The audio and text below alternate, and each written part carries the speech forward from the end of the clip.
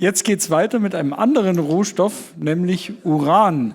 Das hatten wir in den Tagen bisher noch gar nicht. Wir hatten schon Öl, wir hatten natürlich Gold und Silber und jetzt Uran, Yellow Cake, auch ein bisschen gelb, aber eben doch etwas ganz anderes.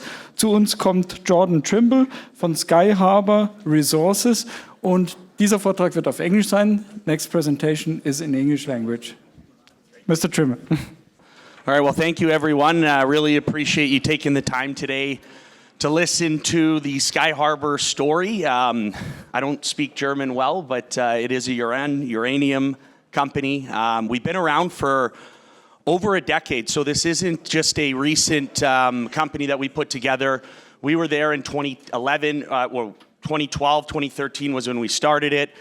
Basically built it up to what it is today, which is now the third largest by acreage mineral tenure holder in northern Saskatchewan in the Athabasca Basin. So this is the highest grade depository of uranium in the world.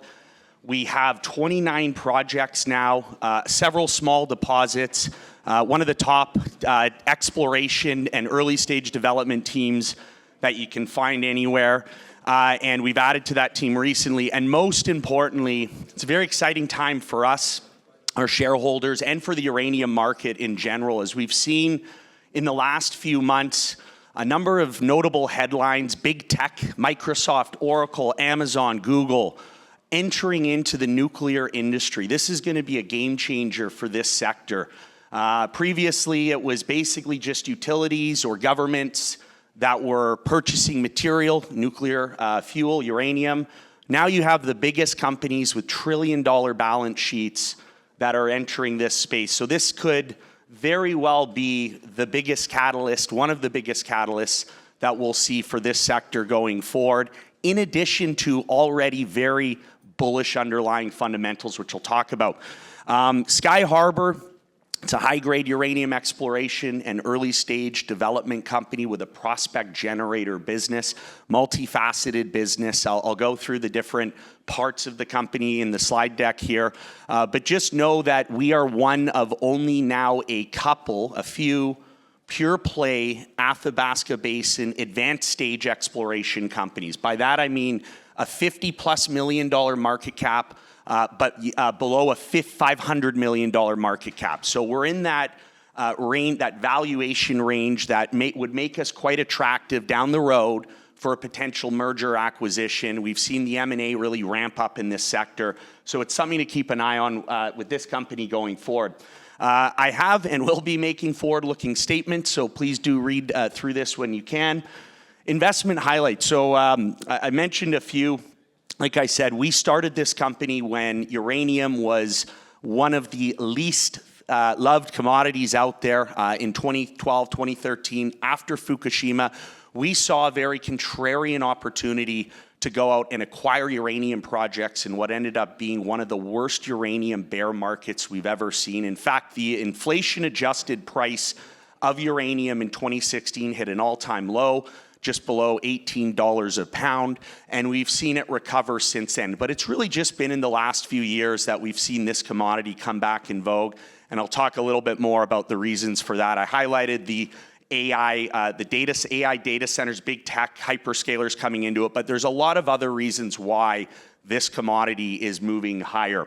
So we've built up, as I mentioned, one of the largest project portfolios, over 1.4 million acres across 29 projects in the Athabasca Basin.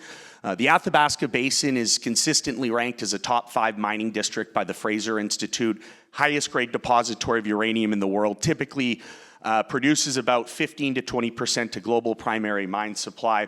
And specifically, and very importantly right now, given all the geopolitical tension globally, the east versus west bifurcation that we're seeing in a number of commodities markets, including uranium, the Athabasca Basin is going to have to play an increasingly important role to supply Western nuclear utilities and nuclear power plants with nuclear fuel going forward. In addition to the large land package, we like to think of our properties as multi-tiered. So you've got your advanced stage exploration assets that we're actively advancing, we're funding the work on. Those are Russell and Moore Lake projects. We've just embarked on another 5,000 meter phase of drilling This year in 2024 is going to be our biggest drill year we've ever carried out as a company. Over 15,000 meters of drilling. Completed half of that. We're now into the second half of that 15,000 meters. So a lot of news flow coming from drill results. We're one of the few companies in the Athabasca Basin this year that announced a new discovery, up to 3% U3O8 over a half a meter at our Russell Lake project. We're now following that up with this drill program. And we also announced some even better grades at our other advanced stage co-flagship Moore Lake project, 7% U3O8 over 3 meters. Previously, there was a hole with drill results as high as 21% U3O8 over 1.5 meters. To give you some perspective on that, 1% U3O8 in a drill hole is equivalent to 1 ounce per ton of gold. So that's 21 ounces per ton of gold equivalent in that highest grade intercept that we had a number of years ago.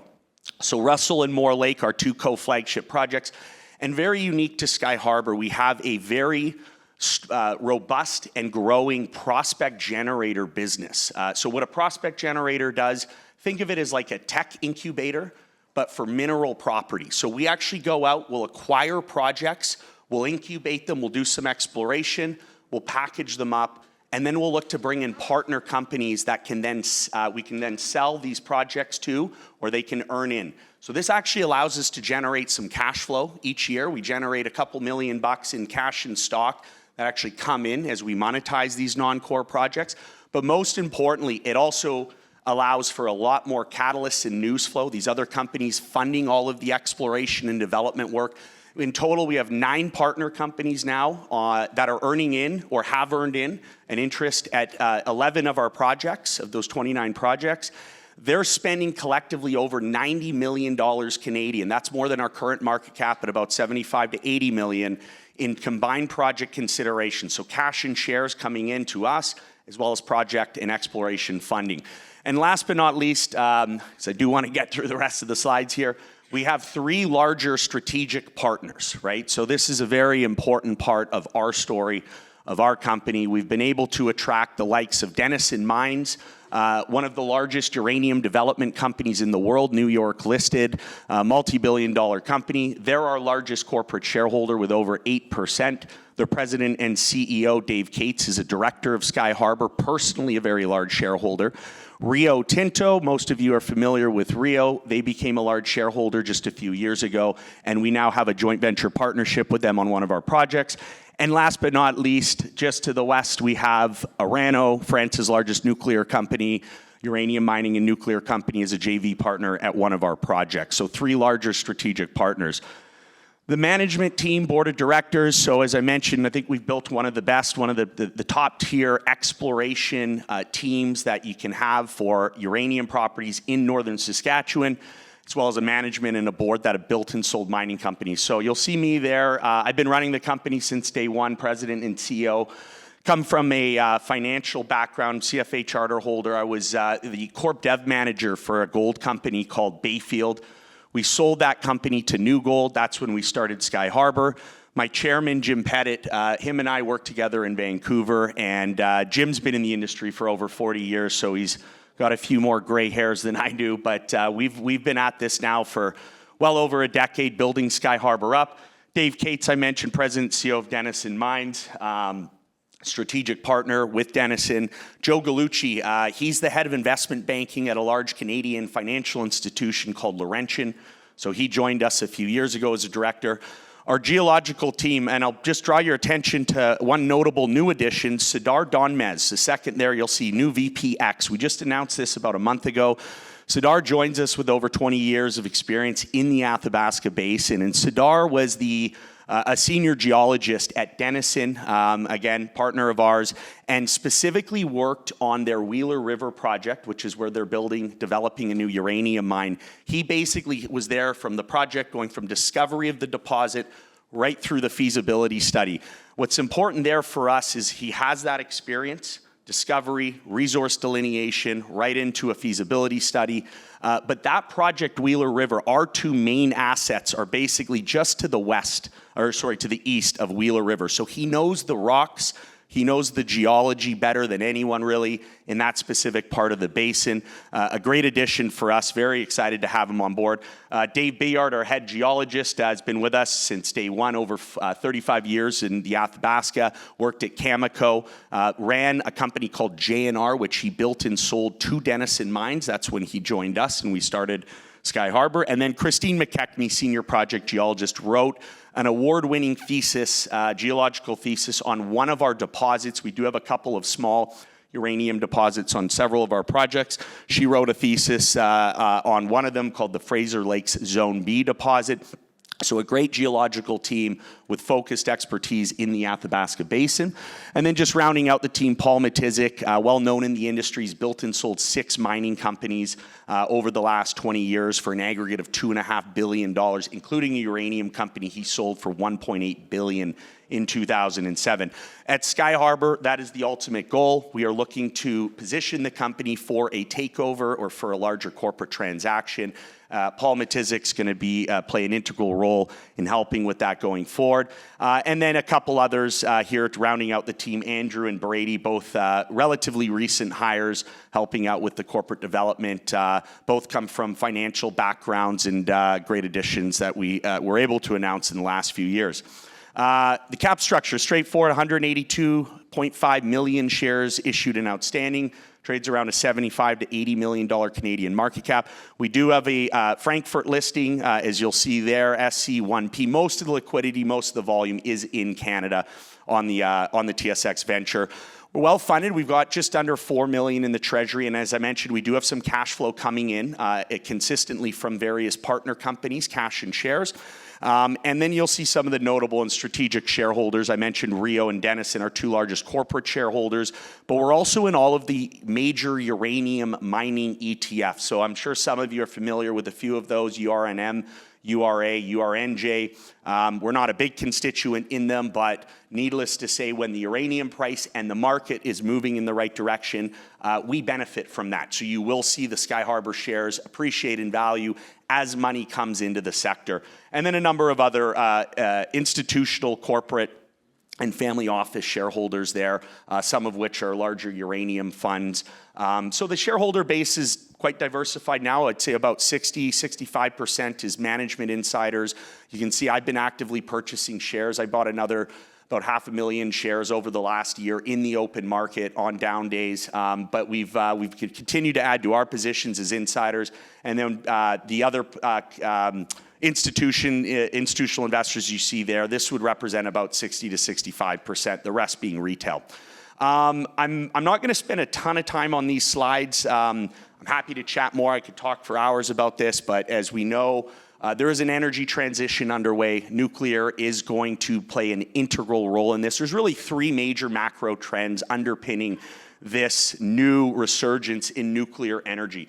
First and foremost, electrification. The world needs more electricity. We're seeing this now in the West in particular. For the first time in decades, finally, we're seeing more demand for electricity, so we're going to need more. We need it to be clean. Nuclear energy is the only source of baseload, 24/7, emissions-free, reliable, scalable, safe electricity generation. And then last but not least, energy security and independence. I touched on this. The market's bifurcating east versus west.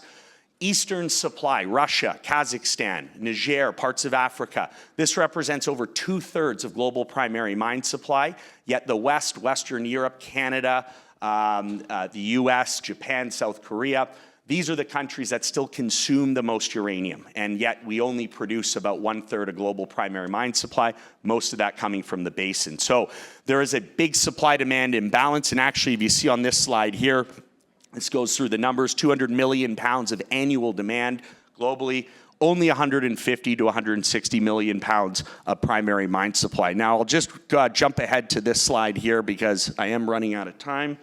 So I don't want to get into too much of the project details, but this map basically summarizes what we've built up over the last 10 to 11 years. So we've got 1.4 million acres across the Athabasca Basin, 29 projects. Our Russell and Moore Lake projects are the ones that you should be focused on. This is where we're drilling 15,000 meters currently. Lots of news flow, lots of catalysts to come from this project. We just started a 5,000 meter drill program at Russell, following up on a new discovery that we announced earlier this year. We're also drilling a few thousand meters at the adjacent Moore Lake project. Now, this project has been around for a while.